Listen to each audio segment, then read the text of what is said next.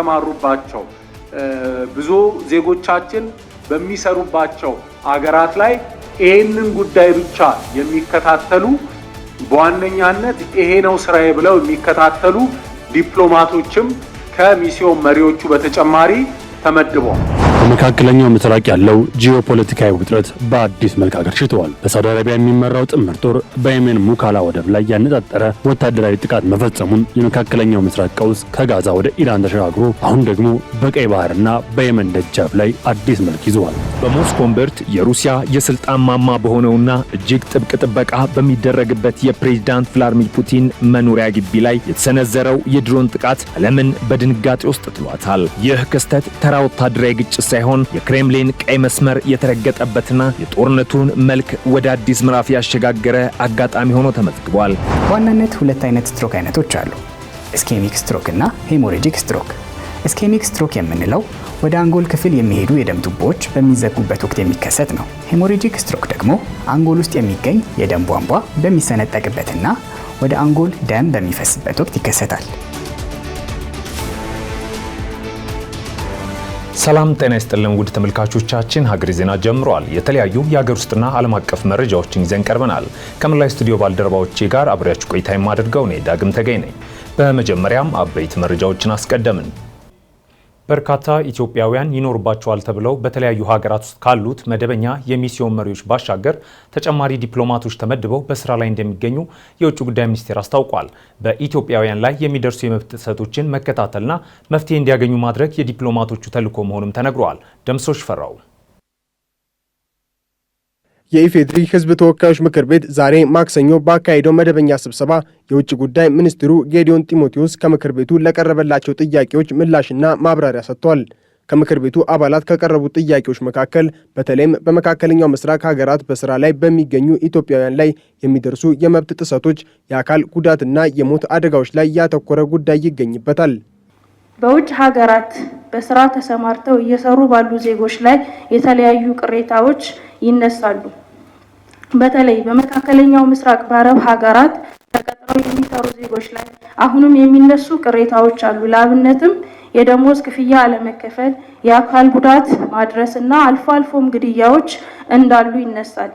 ይህን በተመለከተ ዜጎች ሰብአዊና ዲሞክራሲያዊ መብታቸው ተከብሮ እንዲሰሩ ሚኒስቴር መስሪያ ቤቱ እያደረገ ያለው ክትትል ምን ይመስላል? የውጭ ጉዳይ ሚኒስትሩ በሰጡት ምላሽም በመካከለኛው ምስራቅ ሀገራት ውስጥ ባሉ ኢትዮጵያውያን ላይ የሚደርሱ የመብት ጥሰቶችን የሚከታተሉና መፍትሄ የሚሰጡ ተጨማሪ ዲፕሎማቶችን በየአገሩ የመመደብ ስራ መሰራቱን ገልጸዋል።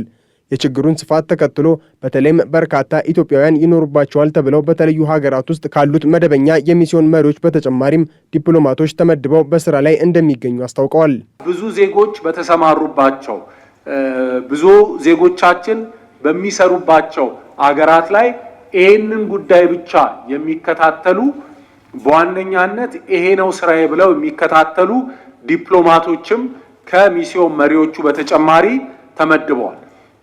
ስለዚህ የሚስዮን መሪዎቹና ይሄንን ጉዳይ እንዲከታተሉ የተመደቡት ዲፕሎማቶች በሚያደርጉት እንቅስቃሴ የዜጎችን መብትና ጥቅም ለማስከበር ብዙ ስራ ተሰርቷል።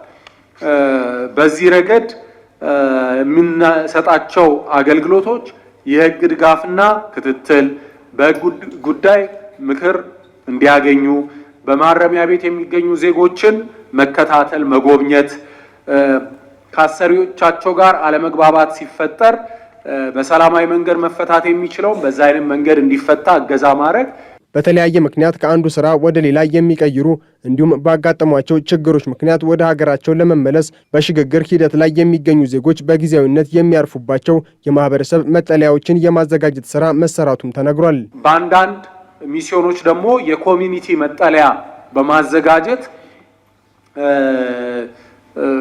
ዜጎቻችን ከአንድ ቦታ ወደ ቦታ ከአንድ የስራ ቦታ ወደ ሌላ ስራ ቦታ ለመለወጥ ጥረት በሚያደርጉበት ወቅት ወይም ወደ ሀገር ለመመለስ እስከሚጠብቁም በኮሚኒቲ መጠለያ ውስጥ እንዲቆዩ ሁኔታዎችን የማመቻቸት፣ የአደጋ ጉዳትና የካሳ ክፍያ እንዲያገኙ፣ አንዳንዴም ደግሞ ከደሞዝ ጋር የሚያጋጥማቸውን እክል ለመወጣት አሰሪዎች ጋር በሚኖር ክርክር ድጋፍ በማድረግ ካሳም ደሞዝም እንዲከፈል ጥረት ይደረጋል። ይህ በእንዲህ እንዳለ የባህር በርና ወቅታዊ የምስራቅ አፍሪካ ጉዳዮች ጋር በተያያዘ ከምክር ቤቱ አባላት ለቀረቡ ጥያቄዎች የውጭ ጉዳይ ሚኒስትሩ ምላሽ ሰጥተዋል። የወደብ እና የባህር በር ጉዳይ ኢትዮጵያ ከቀይ ባህር ጋር ያላት ግንኙነት ያላት ትስስር የስትራቴጂካዊ የሆነ የረጅም ጊዜ ጥቅማችንንና ትልማችንን ታሳቢ ያደረገ ነገር እንደሆነ ላሰምርበት እፈልጋለሁ። በአማራ ክልል በ2018 የትምህርት ዘመን 42 በመቶ የሚሆኑት ተማሪዎች በተለያዩ ምክንያቶች አሁንም ወደ ትምህርት ገበታ አለመመለሳቸውን የክልሉ ትምህርት ቢሮ አስታውቋል። እነዚህ ተማሪዎች ወደ ትምህርት ገበታ ለመመለስ ልማዳዊ የትምህርት ዘዴዎችን በመቀየርና ከመደበኛው የትምህርት አካሄድ በተጨማሪ የስነ ልቦናና ተያያዥ ድጋፎችን ለእነዚሁ ተማሪዎች ሊደረጉ እንደሚገባ ምሁራን ገልጸዋል። ምህረት ደግፍ ተጨማሪ አላት። በአማራ ክልል በ2018 የትምህርት ዘመን 42 በመቶ የሚሆኑት ተማሪዎች በተለያዩ ምክንያቶች አሁንም ወደ ትምህርት ገበታ አለመመለሳቸውን የክልሉ ትምህርት ቢሮ አስታውቋል። ቢሮው ለክልሉ ምክር ቤት የ5 ወራት የስራ አፈጻጸም ሪፖርቱን ባሰማበት ወቅት በበጀት ዓመቱ 7,445,554 ተማሪዎችን ለመመዝገብ ታቅዶ በትምህርት ገበታ ላይ የሚገኙት 4,306,273 ወይም 58 በመቶ የሚያሉት ተማሪዎች ብቻ መሆናቸውን አስታውቋል። በክልሉ በቀጠለው የጸጥታ ችግር ምክንያት የተማሪ ምዝገባ ስራችን በሚፈለገው መንገድ አለመፈጸሙን የተከበረው ምክር ቤት እንዲረዳልን እንፈልጋለን። የምዝገባ አፈጻጸሙን በዝርዝር ለማየት ያህል በክልላችን በ2018 ትምህርት ዘመን ከቅድመ አንደኛ እስከ ሁለተኛ ደረጃ 7.4 ሚሊዮን ህፃናትና ታዳጊዎች መዝግቦ ለማስተማር ታቅዶ የነበረ ሲሆን የተመዘገቡት 4.3 ሚሊዮን ወይም የቅዱን 58.2 በመቶ ናቸው። የክልላችን ትምህርት ያለበት ሁኔታ በተደጋጋሚ ቀርቦ በዚሁ በተከበረው ምክር ቤት ከሽፋንም ሆነ ከጥራት አንጻር ያለበት ሁኔታ የተገመገመና አቅጣጫ የተቀመጠለት ቢሆንም አንጻራዊ መሻሻል እንጂ በሚፈለገው ደረጃ ውጤት አልመጣም።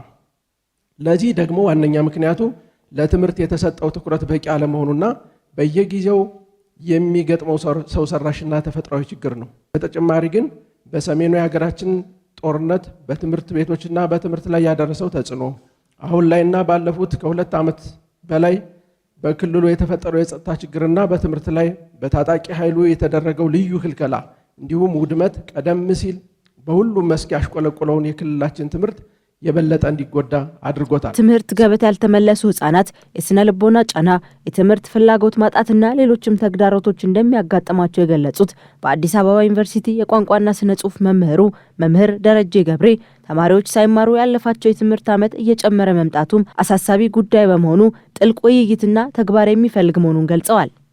በጣም በምድር ውስጥ ሊፈጸሙ ከማይገባቸው ጭካኔ አይነቶች ውስጥ አንዱ ነው። ልጆች የጠፋው ጠፋ። አሁን የ4 ክፍል ተማሪ የ7 ዓመት ኪሳራ ደርሶበታል። ይሄን የ7 ዓመት ኪሳራ ለማካካት ምን መደረግ አለበት? የትምህርት ባለሙያዎች ቁጭ ብለው መፍትሄዎችን እንዲህ ዝም ብሎ በአስተያየት መልክ ሳይሆን እውቀት ላይ የተመሰረተ ከአእምሮ ጥናት ጋር የተያያዘ አጥንተው ይሄን መፍትሄ መፈለግ አለባቸው። እንዲሁ ቢደረግ ምን እሱ ዝም ብሎ ለጉንጭ አልፋ ነው የሚሆነው። ትምህርታቸውን ይጀምሩ። ትምህርት ጀምሩ ከመቶ ይሻላል። ትምህርት ቤቶቻቸው ምናልባትም በልዩ መንገድ የሚማሩበት በልማዳዊ በመማር ክፍል ውስጥ ብቻ ገብተው የሚማሩበት ሳይሆን ምናልባት በሚኖሩበት መንደርም እንዲሁ አስጠኝም ተጨማሪ ድጋፍም እየተደረገላቸው፣ ስለዚህ ምን ብናደርግ ይሻላል በሰፊው ማሰብ ያስፈልጋል። ተማሪዎቹ ላይ የተፈጠረው ጫናን ለመቅረፍ ከዚህ ቀደም በሌሎች ክልሎች በተመሳሳይ ሁኔታ ላይ በነበሩ ተማሪዎች ተሞክሮ ተስፋ የታየበትን የመማር ማስተማር ሂደት በመዘርጋት እነዚህን ተማሪዎች ወደ ትምህርት ገበታቸው መመለስ እንደሚገባ የገለጹት ደግሞ በአዲስ አበባ ዩኒቨርሲቲ የስነ ትምህርትና የቋንቋዎች ጥናት ኮሌጅ ተባባሪ ፕሮፌሰር ዶክተር በላይ ሀጎስ ተማሪዎቹን ወደ ትምህርት ለመመለስ ብቸኛው አማራጭ ሰላም መሆኑንም ተናግረዋል። መፍትሄው ምንድነው ለሚለው አማራጭ የትምህርት ፕሮግራሞች አሉ እና እነዚህ አማራጭ የትምህርት ፕሮግራሞች አክሰለሬትድ ፕሮግራምስ ናቸው። የ3 ዓመት ፕሮግራም የ3 ዓመት ትምህርት በአንድ ዓመት እንዲያጠናቅቁ ሁሉ የሚደረግበት ፕሮግራም ነው። ይሄ አሁን ትግራይ ላይ የሰራ አውት ኦፍ ስኩል ሆነው የነበሩ እድሜያቸው ከ9 ዓመት እስከ 14 ዓመት የሆኑ ህጻናት የማካካሻ ነው። በአንድ ዓመት አንደኛ ክፍል፣ ሁለተኛ፣ ሶስተኛ ክፍል ትምህርት ጨርሶ አራተኛ ክፍል የሚገቡበት የማካካሻ ስራ ኦልሬዲ የተሰራ እንዳለ እሱንም ብንጠቅሰው ጥሩ ይመስለኛል እና ለዛኛው ያገለግላል። እነዚህ ህጻናት ዝም ብለን መተው ሳይሆን በአጭር ጊዜ አካክሰው ወደ ትምህርት ስርዓቱ መመለስ እንዲችሉ ይህንን ኦልተርኔቲቭ የሆነውን ፕሮግራም ኢንትሮዲውስ ማድረጉ እንደ መፍትሄ ይሆናል ብዬ ስለማስብ ነው። እንደ ምሁራኑ ገለጻ ልማዳዊ የትምህርት ዘዴዎችን በመቀየርና ከመደበኛው የትምህርት አካሄድ በተጨማሪ የስነ ልቦናና ተያያዥ ድጋፎች ለእነዚሁ ተማሪዎች ሊደረጉ እንደሚገባ ተመላክቷል።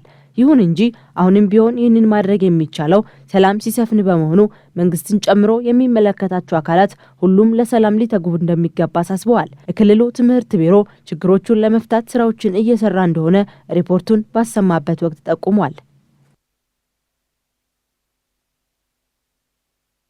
በሳውዲ አረቢያ የሚመራው ጥምር ጦር በየመን ሙካላ ወደብ ላይ ያነጣጠረ ወታደራዊ ጥቃት መፈጸሙን አስታወቀ። ጥቃቱ የተፈጸመው ከውጭ ሀገራት የጦር መሳሪያዎችንና ወታደራዊ ተሽከርካሪዎችን ለደቡብ የመን ታጣቂዎች ሲያራግፉ በነበሩ 2 መርከቦች ላይ መሆኑ ተነግሯል።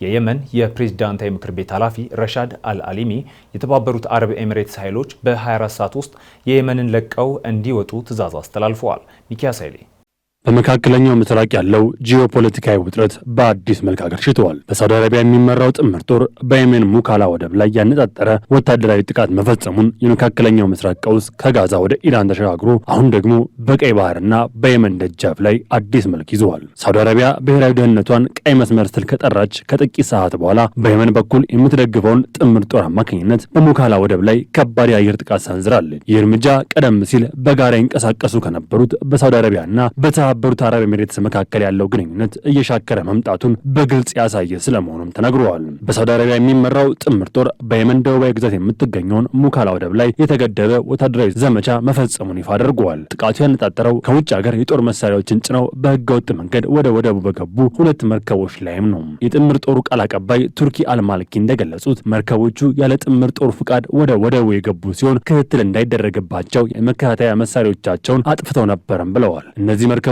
በደቡብ የመን ለሚንቀሳቀሰው በተባበሩት አረብ ኤሚሬትስ ይደገፋል ለሚባለው የየመን ደቡባዊ ሽግግር ምክር ቤት ታጣቂዎች የሚሆን በርካታ የጦር መሳሪያዎችንና ወታደራዊ ተሽከርካሪዎችን ሲያራግፍ እንደነበርም ተገልጿል። ሳውዲ አረቢያ እነዚህ መሳሪያዎች በቀጠና ያለውን የኃይል ሚዛን የሚያናጉና የየመን አንድነት የሚፈታተኑ ናቸው በሚል ጥቃት ፈጽማለች። ከጥቃቱ በኋላ የሳውዲ አረቢያ የውጭ ጉዳይ ሚኒስትር ባወጣው መግለጫም የሀገሪቱን ብሔራዊ ደህንነት ለመጠበቅ ማንኛውም እርምጃ እንደምትወስድና ይህ ጉዳይ ለድርድር የማይቀርብ ቀይ መስመር መሆኑን ማስታውቃለች። ይህ መግለጫ በቀጥታ ለተባበሩት አረብ ኤሚሬትስ የተላከ ማስጠንቀቂያም ተደርጎ ተወስደዋል። ሳውዲ አረቢያ ኤሚሬትስ ለደቡብ ተገንጣይ ቡድኖች የምታደርገውን ድጋፍ እንድታቆምና የሁለቱን ሀገራት የሁለትዮሽ ግንኙነት ለመጠበቅ አስፈላጊውን እርምጃ እንድትወስድ ማሳስባለች። ይህ ክስተት በባህረ ሰላጤው ሀገራት መካከል ለዓመታት የቆየውን ወዳጅነት አደጋ ላይ የጣለ ትልቅ ዲፕሎማሲያዊ ጥፋት መሆኑን ተነግሯል። ሁኔታውን ይበልጥ አሳሳቢ ያደረገው በሳውዲ አረቢያ የሚደገፉት የየመን ፕሬዝዳንታዊ ምክር ቤት ኃላፊ ረሻድ አልአሊሚ የሰጡት ትዕዛዝም ነው። አልአሊሚ የአየር ጥቃቱን ተከትሎ ባስተላለፉት መመሪያም የተባበሩት አረብ ኤሚሬትስ ጦር በ24 ሰዓት ውስጥ የየመንን ግዛት ለቆ እንዲወጣ አዘዋል። ይህን ትዕዛዝ በየመን ውስጥ ለዓመታት የዘለቀውን የሳውዲና የኤሚሬትስን የጋራ ጥምረት የሚያፈርስ ስለመሆኑም ተነግሯል። ኤሚሬትስ በየመን ደቡባዊ ክፍልና ስትራቴጂካዊ በሆኑ ደሴቶች ላይ ያላትን ወታደራዊ ይዞታ በሳውዲ አረቢያ እንደ ስጋት ማየቷም ያሳያል። የጊዜ ገደቡ ካለፈ በኋላ ኤሚሬትስ ኃይሏን የማታስወጣ ከሆነ በሁለቱ ወገኖች መካከል ቀጥተኛ ወታደራዊ ግጭት ሊቀሰቀስ ይችላል የሚል ስጋት ነግሷል። ይህ በየመን የተከሰተው አዲስ ውጥረት ፕሬዚደንት ዶናልድ ትራምፕ በመካከለኛው ምስራቅ ለመፍጠር ከሚያለሙት ታላቁ ስምምነት ጋር እጅግ የሚጋጭም ነው። ትራምፕና ኔታንያሁ በማር አላጎ ተገናኝተው በኢራንና በጋዛ ጉዳይ ላይ ሲወያዩ የባህረ ሰላጤው ሀገራት ሳውዲና ኤሚሬትስ አንድ ወጥ ኃይል እንዲቆም ይፈልጉም ነበር። ሆኖም አሁን የታየው የሳውዲና የኤሚሬትስ መቃቃር በጸረ ኢራን ጥምረት ውስጥ ያሉት ሳውዲና ኤሚሬትስ እርስ በርስ መጋጨታቸው ለኢራንና ለሁቲ ታጣቂዎች ትልቅ ፖለቲካዊ ትርፍን ይሰጣል የሚል ከህንታኞች አንደበት የተሰማ ያለ ጉዳይ ነው። ትራምፕ ጦርነቶችን አቆማሉ በሚሉበት ወቅት የቅርብ ወዳጆቻቸው የሆኑት ሳውዲና ኤሚሬትስ ወደ ጦርነት መቃረባቸው የአሜሪካ ተጽዕኖ ጥያቄ ውስጥ ይከተዋል። ሙክላ ወደብ ለዓለም አቀፍ ንግድ ወሳኝ በመሆኑ በዚህ አካባቢ የሚነሳ በተነሳ ግጭት የነዳጅ ዋጋ ሊያናጋውም ይችላል። የሳውዲ አረቢያው ልዑል መሐመድ ቢን ሳልማን አመራር ሳውዲ ትቅደም የሚል ፖሊሲን የተከተለችም ነው። በሀገሪቱ በየመን ውስጥ የራሷን ተጽዕኖ የሚጋፋ ማንኛውም ኃይል የቀድሞ ወዳጇን ኤሚሬትስንም ቢሆን ለመታገል መወሰኗን ይህ የቀይ መስመር መግለጫን ያሳያል። ሳውዲ አረቢያ በደቡብ የመን በኩል የሚመጣው የጦር መሳሪያ ዝውውር በቀጥታ ድንበሯንና የየመን የወደፊት አንድነት አደጋ ላይ ይጥላል የሚል እምነትም አላት። የዩናይትድ ስቴትሱ ፕሬዝዳንት ትራምፕ የእስራኤል ጠቅላይ ሚኒስትር ቤንያሚን ኔታንያሁ በፍሎሪዳ የሚገኘው የማር አላጎ መኖሪያ ቤት ባደረጉት ስብሰባ ቀጠናው ወደ ታላቅ ጦርነት ወይም ወደ ታላቅ ስምምነት ሊወስድ የሚችል ወሳኝ መመሪያዎችና ማስጠንቀቂያዎችን አስተላልፈዋል። ይህ ስብሰባ የተካሄደው እስራኤልና ኢራን በሰኔ ወር ካደረጉት የ12 ቀን ጦርነትና በጋዛ ለ2 ዓመታት የዘለቀው ውጊያ ጥቅምት ወር ላይ ስምምነት ከተደረሰ በኋላ በነበረው ደካማ እንደሆነ የተነገረለት የሰላም ሂደት መሃል ነው። ፕሬዝዳንት ትራምፕ ከኔታንያሁ ጋር በሰጡት ጋዜጣዊ መግለጫም ኢራን የባላስቲክ ሚሳኤል ወይም የኒውክሌር መርሃ ግብሯን በድብቅ እየገነባች እንደሆነ የሚጠቁሙ ሪፖርቶች እንደደረሳቸውም ገልጸዋል። ትራምፕ ለቴህራን የሰጡት መልእክት ቀጥተኛና ግልጽ ማስፈራሪያ የያዘም ነው። የትራምፕ አሜሪካ የኢራን እንቅስቃሴ በጥብቅ የተከታተለች መሆኑን ገልጸው ዳግም ወታደራዊ እርምጃ ሊወሰድ እንደማያመነቱም አስታውቀዋል። የሩሲያ መንግስት ዩክሬን በድሮን በመታገዝ በፕሬዝዳንት ቭላዲሚር ፑቲን መኖሪያ ቤት ላይ ጥቃት መፈጸሟን በይፋ ገልጿል። የሩሲያ ቀጥተኛ የሽብር ድርጊትና በፕሬዝዳንት ሕይወት ላይ የታለመ የግድያ ሙከራ በማለት የፈረጀችው ሲሆን አስፈላጊ በሚሆንበት ጊዜና ቦታ አጸፋዊ እርምጃ የመውሰድ መብቷ የተጠበቀ መሆኑን ገልጻለች። ዩክሬን በበኩሏ ከፍተኛ ጥቃት ለመሰንዘር በሩሲያ የተሰራ ድራማ ነው ስትል ክሱን አጣጥላለች። ተጨማሪ አለን። በሞስኮ እምብርት የሩሲያ የስልጣን ማማ በሆነውና እጅግ ጥብቅ ጥበቃ በሚደረግበት የፕሬዝዳንት ቭላዲሚር ፑቲን መኖሪያ ግቢ ላይ የተሰነዘረው የድሮን ጥቃት ዓለምን በድንጋጤ ውስጥ ጥሏታል። ይህ ክስተት ተራ ወታደራዊ ግጭት ሳይሆን የክሬምሊን ቀይ መስመር የተረገጠበትና የጦርነቱን መልክ ወደ አዲስ ምዕራፍ ያሸጋገረ አጋጣሚ ሆኖ ተመዝግቧል። ሩሲያ ጥቃቱን በፕሬዝዳንቱ ሕይወት ላይ የታለመ ጥቃት በማለት የፈረጀች መሆኑ ሲነገር፣ በክሬምሊን ሰማይ ላይ የተቃጠሉት ድሮኖች ምስል በዓለም አቀፍ መገናኛ ብዙሃን ላይ እንደ ሰደድ እሳት ተሰራጭቷል። የሩሲያ ባለስልጣናት ዩክሬን ይህንን ድፍረት የተሞላበት እርምጃ መውሰዷን በጽኑ ሲከሱ፣ ሁኔታው በሞስኮና በኪየቭ መካከል ያለውን ፍጥጫ ወደማይመለስበት አደገኛ ደረጃ አድርሶታል። ይህ በፑቲን መኖሪያ ላይ የተፈጸመው ጥቃት በሩሲያ ውስጥ ትልቅ መነቃቃትና ቁጣን ቀስቅሷል። እንደ ኪየቭ ፖስት መረጃ ከሆነ የሩሲያ ጦር በኪየቭ ላይ ከባድ ያጸፋ እርምጃ እንደሚወስድ አስታውቋል። ይሁን እንጂ ይህ ክስ በወጣ በጥቂት ሰዓታት ውስጥ ከኪየቭ በኩል የተሰጠው ምላሽ ፍጹም የተለየ ነበር። የዩክሬን መንግስት በጥቃቱ ላይ ምንም አይነት ተሳትፎ እንደሌለው በይፋ አስተባብለዋል። የፕሬዝዳንት ቮሎዲሚር ዜሌንስኪ ቃል አቀባይ ዩክሬን የምትዋጋው በገዛ መሬቷ ላይ ያለውን ኃይል ለመመከት እንጂ በሌላ ሀገር መሪዎች ላይ ጥቃት ለመሰንዘር አይደለም ሲሉ ተናግረዋል። ኪየቭ ይህንን ክስተት ሩሲያ በዩክሬን ላይ ለምትሰነዝረው ከባድ ጥቃት ሰበብ ለመፈለግ የፈጠረችው ድራማ ነው በማለት ውድቅ አድርገዋለች። በዚህ መሃል ግን የዓለምን ፖለቲካ የሚከታተሉ ወገኖች ትኩረት ወደ አሜሪካና ፕሬዝዳንት ዶናልድ ትራምፕ ዘንበል ብሏል። ኒውስ 24 ባወጣው ዘገባ መሰረት ዶናልድ ትራምፕ በፑቲን መኖሪያ ላይ ተሰነዘረ የተባለውን የድሮን ጥቃት ተከትሎ ከፍተኛ ቁጣ ውስጥ መሆናቸው ታውቋል። ትራምፕ የአይነቱ እርምጃ ጦርነቱን ወደማይቆም ቀውስ ውስጥ እንደሚከተውና ሁኔታው እጅግ አደገኛ መሆኑን ገልጸዋል። በትራምፕ እይታ እንዲህ ያሉ ቀጥተኛ ጥቃቶች የሰላም ድርድሩን የሚያደናቅፉና የሶስተኛውን ዓለም ጦርነት የሚጋብዙም ናቸው። ትራምፕ የገለጹት ቁጣ ወደፊት በሚኖራቸው የአሜሪካ የውጭ ጉዳይ ፖሊሲ ላይ በተለይም ከዩክሬን ጋር በሚኖራቸው ግንኙነት ላይ ትልቅ ጥላ ሊያጠላ እንደሚችልም ተገምቷል። ይህ የትራምፕ ቁጣና የሩሲያ ክስ መደራረብ በዜሌንስኪና በትራምፕ መካከል ያለውን ግንኙነት ዳግም አጀንዳ አድርጎታል። ኒውስ 24 ባቀረበው ሌላ ዘገባም ፕሬዝዳንት ዜሌንስኪ ከዶናልድ ትራምፕ ጋር ያላቸው ግንኙነት በጊዜ ሂደት እየተቀየረና እያደገ መምጣቱን አምነዋል። ዜሌንስኪ በሰጡት መግለጫም ከትራምፕ ጋር ያላቸው ትብብር ከዚህ ቀደም ከነበረው የተለየ መልክ እየያዘ መሆኑና ሁለቱም መሪዎች የየራሳቸውን ብሔራዊ ጥቅምና የዓለምን ደህንነት ከግምት ውስጥ በማስገባት እየተነጋገሩ መሆኑን ጠቁመዋል። ይሁን እንጂ በፑቲን መኖሪያ ላይ የተፈጸመው ጥቃት ዜሌንስኪ በትራምፕ ዘንድ ያላቸውን አመኔታ ሊሸረሽረው ይችላል የሚል ስጋት በዲፕሎማቶች ዘንድም ተፈጥሯል። በሞስኮ ሰማይ ላይ የታዩት እነዚያ ድሮኖች በወታደራዊ ስልት ረገድ ምን ያህል ውጤታማ እንደነበሩ ባይታወቅም በፖለቲካው ረገድ ግን ትልቅ ርዕደ መሬት ፈጥረዋል። ኪየቭ ፖስት የሩሲያን ወታደራዊ ምንጮች ጠቅሶ እንደዘገበው ክሬምሊን ይህን ጥቃት እንደ ሉዓላዊነት መደፈር ብቻ ሳይሆን እንደ ቀጥተኛ የጦርነት ጥሪ ነው የቆጠረው። በሌላ በኩል ኒውስ 24 የገለጸው የዩክሬን መከላከያ ሚኒስቴር አቋም እንደሚያሳየው ዩክሬን እንዲህ ያለውን ጥቃት ለመፈጸም የሚያስችል ወታደራዊ አቅም ቢኖራትም ስልታዊ በሆነ መንገድ እንዲህ ያለውን እርምጃ መውሰድ ለኪየቭ የዲፕሎማሲ ኪሳራ እንደሆነ ታምናለች። የተቃራኒ መረጃ በጥቃቱ በስተጀርባ ማን እንዳለ የሚጠቁመውን እውነት ይበልጥ የተወሳሰበ ያደርገዋል። ዶናልድ ትራምፕ ስለ ጥቃቱ የሰጡት አስተያየትና የገለጹበት ከፍተኛ ቁጣ በአሜሪካ አስተዳደርና በዩክሬን መካከል ያለውን ውጥረት ያመላከተም ነው። ትራምፕ በምርጫ ቅስቀሳቸው ወቅት ጦርነቱን በ24 ሰዓት ውስጥ እንደሚያቆሙ ሲናገሩ መቆየታቸውም ይታወሳል። አሁን ግን በፑቲን ላይ የተሰነዘረ የተባሉ ጥቃት ትራምፕ ሰላም አወርዳለሁ በሚሉበት መንገድ ላይ ትልቅ እንቅፋት ሆኖባቸዋል። ኒውስ 24 እንደዘገበው ትራምፕ ይህን ድርጊት የዩክሬን ግትርነትና አላስፈላጊ ትንኮሳ አድርገው ሊወስዱት እንደሚችሉ የቅርብ አማካሪዎቻቸው ይጠቁማሉ። ይህ ደግሞ ዘለንስኪ ግንኙነታቸው እያደገ ነው ለሚሉት ተስፋ ትልቅ ፈተናም ይሆናል።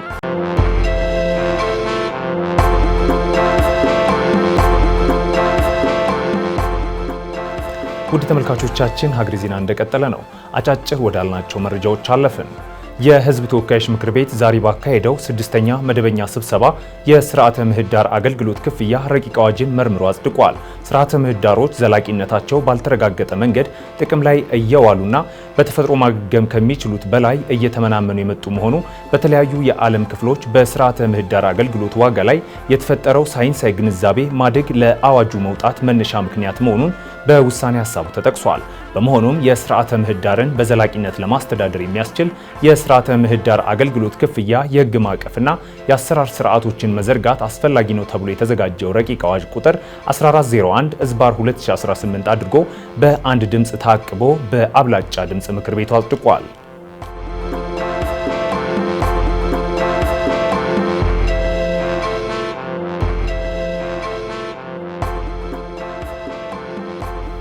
የኢትዮጵያ ብሔራዊ ባንክ የ7 በመቶ ዝቅተኛ የቁጠባ ወለድ በማንሳት ከዚህ በኋላ የወለድ መጠን በገበያ ፍላጎትና አቅርቦት እንዲወሰን ትዕዛዝ ሰጠ።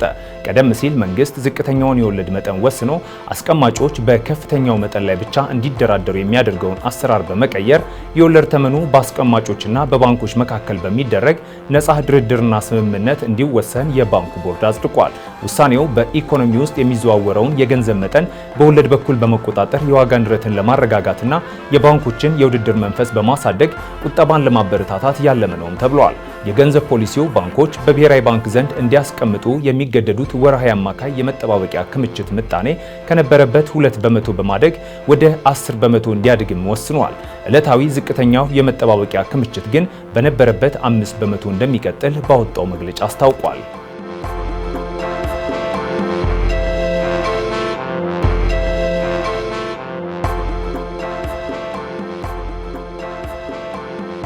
በአማራ ክልል የባህል ፍርድ ቤቶችን የሚያቋቁም አዋጅ ጸድቆ ስራቸውን በዛሬው ዕለት በይፋ ማስጀመራቸውን የአማራ ክልል ጠቅላይ ፍርድ ቤት ይፋ አድርጓል። የባህል ፍርድ ቤቶች ሽምግልናን መሰረት አድርገው የሚሰሩ በመሆናቸው የሚፈጠሩ ቁርሾችን በእርቅና በሰላም በመፍታት በህብረተሰቡ ዘንድ ዘላቂና ጤናማ ግንኙነት ለመፍጠር ትልቅ ፋይዳ እንዳላቸው በማስጀመሪያ መድረኩ ተገልጿል። ስራው በክልሉ በሚገኙ ከ4000 በላይ ቀበሌዎች እንደሚጀመርም ተነግሯል።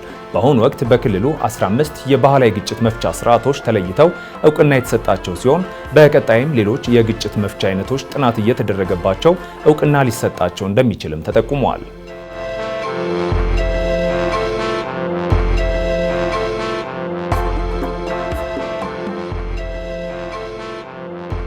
ከሀገር ማዶ ያገኘናቸው መረጃዎች አለፍን። በደቡብ ሱዳን የታገቱ ዜጎችን በማስለቀቅ ላይ የነበሩ ከፍተኛ የጦር መሪ በታጣቂዎች መመታታቸው ተገልጿል። የታገቱ ዜጎችን በማስለቀቅ እየተደረገ በነበረው ዘመቻ ላይ የነበሩት የጦር መሪው በደረሰባቸው ጥቃት በአሁኑ ሰዓት ሆስፒታል እንደሚገኙም ሱዳን ፖስት ዘግቧል። ይሁን እንጂ የጦር መሪው በሚገኙበት ሆስፒታል እየተደረገላቸው ያለው ሕክምና በቂ ባለመሆኑ የጦር ኃይሉ በአስቸኳይ ወደ ተሻለ ሕክምና እንዲሄዱ ቤተሰቦቻቸው መጠየቃቸውም ተገልጿል። በአሁኑ ወቅት በሀገሪቱ በመንግስትና በአማጽያን መካከል ግጭቶች እየተበራከቱ መምጣታቸውም ተነግሯል።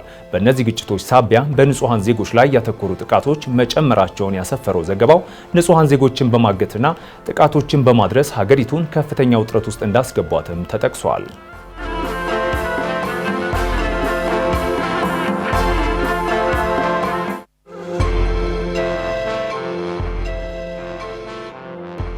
ህንድ 8.8 ቢሊዮን ዶላር የሚያወጣ የጦር መሳሪያ ግዢ ልትፈጽም መሆኗ ተነግሯል።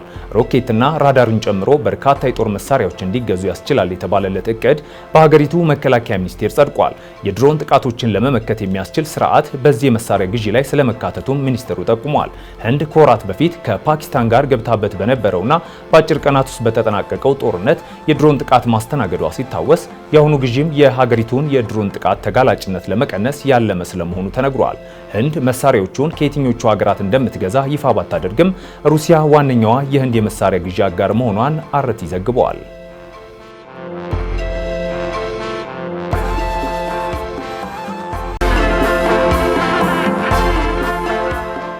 ስትሮክ ወደ አንጎል ክፍል የሚሄድ የደም ዝውውር ሲዘጋ የሚያጋጥም እንደሆነ የሕክምና ባለሙያዎች ይናገራሉ። ህመሙ በብዛት ድንገት የሚከሰት በመሆኑ ጥንቃቄ እንደሚሻም ይመከራል። ለመሆኑ ስትሮክ ምንድነው? መፍትሄውስ? የሚለውን ተከታትለን እንመለስ።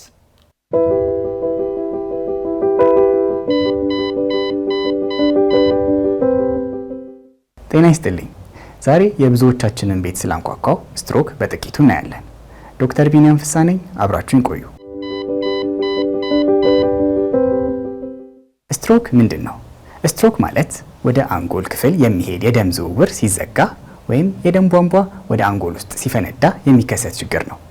ድንገት የሚከሰት ሲሆን የአንጎል ሴሎች በቂ ደም ካላገኙ በደቂቃዎች ውስጥ መሞት ይጀምራሉ። ስለዚህ ስትሮክ ያጋጠመው ሰው በቶሎ ሕክምና ማግኘት ይኖርበታል። በዋናነት ሁለት አይነት ስትሮክ አይነቶች አሉ። ኢስኬሚክ ስትሮክ እና ሄሞሬጂክ ስትሮክ። ኢስኬሚክ ስትሮክ የምንለው ወደ አንጎል ክፍል የሚሄዱ የደም ቱቦዎች በሚዘጉበት ወቅት የሚከሰት ነው። ሄሞሬጂክ ስትሮክ ደግሞ አንጎል ውስጥ የሚገኝ የደም ቧንቧ በሚሰነጠቅበትና ወደ አንጎል ደም በሚፈስበት ወቅት ይከሰታል። ይህ አይነቱ ስትሮክ በዋነኝነት የደም ግፊት ባለባቸው ህሙማን ላይ ይከሰታል። የስትሮክ ምልክቶች ምንድን ናቸው? ስትሮክ በድንገት የሚከሰት ሲሆን ጉዳት እንደደረሰበት የአእምሮ ክፍል የተለያዩ ምልክቶች ሊኖሩት ይችላሉ። ዋነኞቹ ምልክቶች በአንድ በኩል እጅና እግር መስነፍ፣ መናገር፣ መቸገር፣ ፊት ወደ አንድ በኩል መጣመም፣ ራስን መሳት፣ የሰውነት ሚዛንን መጠበቅ አለመቻል ይጠቀሳሉ። ለስትሮክ ተጋላጭ የሚያደርጉ ነገሮች ምንድን ናቸው? የደም ግፊት፣ ስኳር፣ ማጨስ፣ አልኮሆል አብዝቶ መጠቀም፣ ከፍተኛ የኮሌስትሮል ክምችት በሰውነት ውስጥ መኖር፣ ከመጠን ያለፈ ውፍረት እንዲሁም እድሜ ዋነኞቹ ተጋላጭ የሚያደርጉ ነገሮች ናቸው። አንድ ሰው ስትሮክ ሲያጋጥመው እያንዳንዷ ደቂቃ የአንጎልን ሴሎች ለመታደግ ወሳኝ ስለሆኑ በአፋጣኝ አቅራቢያ ወዳለ የጤና ተቋም መውሰድ ያስፈልጋል። ስትሮክ ህክምናው እንደ አይነቱ የሚለያይ ሲሆን የተከሰተበት ምክንያት የደም ቱቦዎች በመዘጋታቸው ከሆነ የተዘጋውን የደም ቱቦ ለመክፈት የሚሰጥ መድኃኒት ከመጠቀም ጀምሮ በደም ቱቦዎች ውስጥ በመግባት በሚደረግ ህክምና የተዘጋውን የደም ቱቦ መክፈት ይቻላል። ታዲያ እነዚህ ህክምናዎች ውጤታማ የሚሆኑት ስትሮክ ያጋጠመው ሰው አንጎሉ ላይ ብዙ ጉዳት ሳይደርስ በአፋጣኝ ህክምና ከተደረገለት ነው። ስትሮክ ከተከሰተ በኋላ ብዙዎች መናገር፣ መራመድ ወይም አንዱን የአካላቸውን ጎን መጠቀም ሊቸገሩ ይችላሉ። ይህን ለማገዝ የሚረዱ የተለያዩ ህክምናዎች ያሉ ሲሆን ፊዚዮቴራፒ በዋነኝነት ይቀመጣል። በመጨረሻም ስትሮክ በድንገት የሚከሰት ሲሆን አፋጣኝ ህክምና ካላገኘ እስከ ሞት የዘለቀ ጉዳት ሊያስከትል ይችላል። ስለሆነም ምልክቶቹን ለይቶ በአፋጣኝ ወደ ህክምና ተቋም መሄድ ይኖርብናል። ሰላም።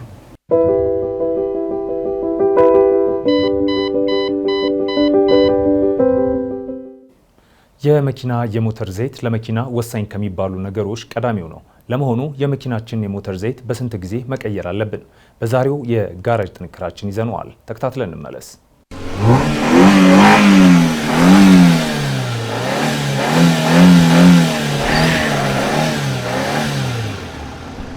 ሰላም እንደምናላችሁ ውድ ተመልካቾቻችን፣ በዛሬታችን የመኪናችን የደም ስር የሆነውን የመኪና የሞተር ዘይት በስንት ጊዜ መቀየር እንዳለበት እናያለን። ከመረጃዎቹ ጋር አብሬያችሁ የምቆየው የአውቶሞቲቭ ባለሙያ አዶንያ ብርሃኔ። መልካም ቆይታ።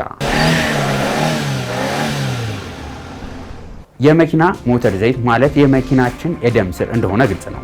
ይህን ስንላችሁ በነዳጅ ብቻ የሚሰሩ መኪኖች ብቻ ሳይሆኑ አሁን በከተማችን ላይ የምናስተውላቸው ነዳጅና ኤሌክትሪክ በአንድ ላይ የሚሰሩት ሃይብሪድ በሚል በተለምዶ የምንጠራቸው ተሽከርካሪዎችን ይጨምራል። እነዚህ መኪኖች የመኪናችን ሞተር የሚገኙበትን የተለያዩ የሞተር ክፍሎችን ማንቀሳቀስ ይኖርባቸዋል። ይህ ደግሞ በውስጡ ፍሪክሽን ወይ ደግሞ ሰበቃ እንዲፈጠር ያደርገዋል። የመኪና ዘይት ሞተሩ የተለያዩ ቦታዎች በመግባት የማለስለስ ስራውን የሚሰራ ነው። ለዚህም ነው መኪናችን ይዘን ከመንቀሳቀሳችን በፊት ሞተሩን ማሞቅ አለብን የሚባለው። ምክንያቱም ዘይቱ የሚፈለግበት ቦታ ሳይደርስ ሞተሩ ውስጥ የሚገኙት የተለያዩ ክፍሎች ከተንቀሳቀሱ ሞተር ውስጥ ጉዳት ሊደርስ ስለሚችል ነው። ታዲያ ይህ ለሞተር ወሳኝ የሆነው ዘይት ለመቀየር ራሱን የቻለ ጊዜ አለው። ይህን ለመመልከት ደግሞ ከመኪናው ጋር የሚመጣው መመሪያ መመልከት ይኖርብናል። ከዚህ በተጨማሪ ግን እንደ መኪናው ቢለያይም ከ5000 ኪሎ ሜትር እስከ 10000 ኪሎ ሜትር ባለው መቀየር አለበት። ከኪሎ ሜትሩ በተጨማሪ ደግሞ መኪናውን አቁመን ለረጅም ጊዜ የምንቆይ ከሆነ ከ3 ወር እስከ 5 ወር ባለው ውስጥ ዘይቱ መቀየር አለበት። ከዚህ በተጨማሪ ማየት ያለብን ነገር ዘይት መቆሸሽና አለመቆሸሹን የመኪናው ኮፈን ከፍተን የዘይት መመልከቻ ዲፕስቲክ ስንመለከት በውስጡ ያለው ዘይት ቆሽሾ ወይም ወደ ታች ወርዶ ከሆነ ዘይቱ መቀየር አለበት ማለት ነው። የዘይት ዲፕስቲክ ግን ስንመለከት በውስጡ ያለው ዘይት በጣም የወረደ ከሆነ አንዳንድ ጊዜ በአላስፈላጊ መልኩ ዘይት ከነዳጅ ጋር የተቃጠለ ሊወጣ ስለሚችል እሱም መፈተሽ ተገቢ ነው። ለዛሬ ይዤላችሁ የቀረብኩት መረጃ ይህን ይመስል ነበር። በቀጣይ ሌሎች ከመኪና ጋር በተገናኙ መረጃዎች እስከምንገናኝ ድረስ መልካም ሁሉ ተመኘው።